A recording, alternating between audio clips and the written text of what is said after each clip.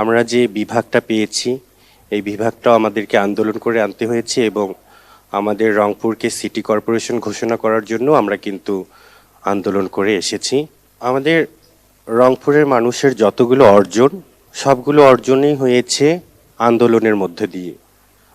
আমাদের আসলে যতজন এসেছে আমাদের রংপুরে ভোট চাওয়ার জন্য বা নিজেদের ফায়দা লুটানোর জন্য আমাদেরকে এসে এসে সবাই শুধু বড় বড় স্বপ্ন দেখিয়ে গেছেন, বড় বড় আশা দেখিয়ে গিয়েছেন। কাজের কাজ কিন্তু এখনো আমরা দৃশ্যমান কিছু দেখিনি।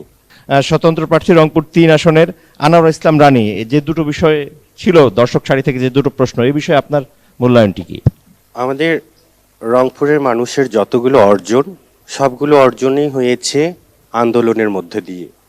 আমরা যে বিভাগটা পেয়েছি এই বিভাগটাও আমাদেরকে আন্দোলন করে আনতে হয়েছে এবং আমাদের রংপুরকে সিটি কর্পোরেশন ঘোষণা করার জন্য আমরা কিন্তু আন্দোলন করে এসেছি। আমাদের জামাতের সম্মানিত প্রার্থী উনিও বললেন শিক্ষা বোর্ডের জন্য আন্দোলন করে আমরা করেছি আন্দোলন, বোর্ড চলে গিয়েছে দিনাজপুরে। তো এভাবে আমাদের আসলে যতজন এসেছে আমাদের রংপুরে ভোট চাওয়ার জন্য বা নিজেদের ফায়দা লুটানোর জন্য আমাদেরকে এসে এসে সবাই শুধু বড় বড় স্বপ্ন দেখিয়ে গেছেন, বড় বড় আশা দেখিয়ে গিয়েছেন। কাজের কাজ কিন্তু এখনো আমরা দৃশ্যমান কিছু দেখিনি।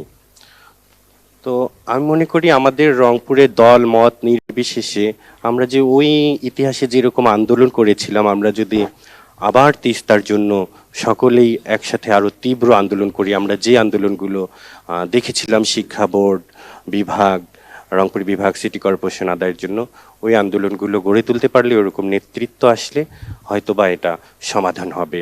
আর এখানে পরিবর্তন না আসার শুধু জনপ্রতিনিধির দোষ দেব না আমি, জনপ্রতিনিধিরও দায় আছে।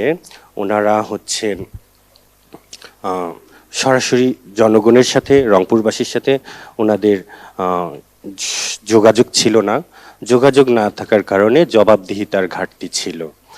আর এটা হচ্ছে জনপ্রতিনিধির দায় আমি বলবো। এর পাশাপাশি আমরা রংপুরের মানুষ খুবই সহজ সরল, যখন তখন যাকে তাকে যে কথাই দেয় তাকেই আমরা বিশ্বাস করে থাকি। তো আমরা যখন ছোট ছিলাম আমি আমার মাকে জিজ্ঞেস করতাম যে মা এবার ভোট কাকে দিবেন, মা বলতো যে লাঙ্গলকে দিব। তো এরকম, কেন লাঙ্গলকে দিবেন?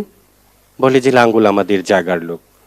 আবার একটু বড় হলাম, গ্রাম সাইডে যাই, আমি জিজ্ঞেস করি ভোট কাকে দিবেন, বলে যে লাঙ্গলকে দিব। লাঙ্গলকে কেন দিবেন? বলে যে আমাদের জায়গার লোক। লাঙ্গল কি করছে আপনাদের জন্য? আমাদের কিছুই করুক না, কিছুই না করুক, তারপরও আমাদের জায়গার লোক, আমরা ওই লাঙ্গলে ভোট দিব। এই মানসিকতা, এই ভুলগুলোর জন্য আসলে আমাদের একদম স্পষ্ট আসলে সেই সরলতার সুযোগটি নিয়েছে রাজনীতিবিদরা।